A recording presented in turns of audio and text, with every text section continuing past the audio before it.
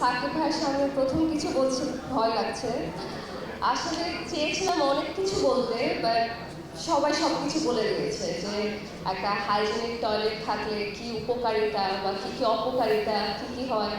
তো সবাই সব কিছু বলে দিয়েছে, আমার আসলে তেমন কিছু বলার নেই, আমি রিপিটও করতে যাচ্ছি না। বাট আমি থ্যাংক ইউ বলবো টাইলসকে যে এরকম একটা উদ্যোগ নিয়েছে। আমরা যারা আর্টিস্ট, আমরা যারা কাজ করি, আমাদের আসলে এই ধরনের প্রবলেম আমি নিজে অনেক ফেস করি যখন আমি আউটডোর শুটিংয়ে যাই। So I am very looking ফরওয়ার্ডে।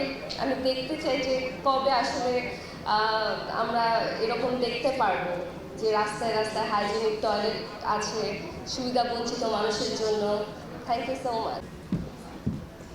Hello সবাই, আশা করছি সবাই ভালো আছেন। আমি কিছুক্ষণ আগে জানতে পারলাম আজকে শুধু ওয়ার্ল্ড টয়লেট ডে না, আজকে international men's day. So happy men's day সবাইকে।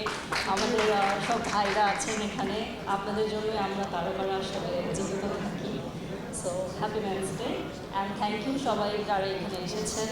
এবং ডায়লগস যেই উদ্যোগটা নিয়েছে এটার সাথে আসলে আমি সংযুক্ত হওয়াতে আমি খুবই গর্বিত এবং আপনাদের সবাইকে ধন্যবাদ জানাচ্ছি এখানে আজকে আসার জন্য। Thank you.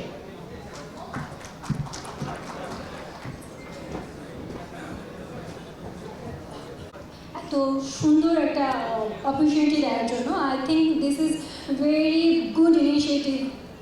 আমাদের যারা সুবিধাবঞ্চিত মানুষ আছে তাদেরকে টয়লেট নির্মাণ করে দেয়, এই উদ্যোগটা আসলে অনেক বেশি প্রশংসনীয়। সো এটার জন্য একটা হাতে তালি তো হতেই পারে। অ্যান্ড আমার সাথে রিমার্কের কখনো কাজ হয়নি, সো আমি অনেক looking forward to work with remark. So thank you.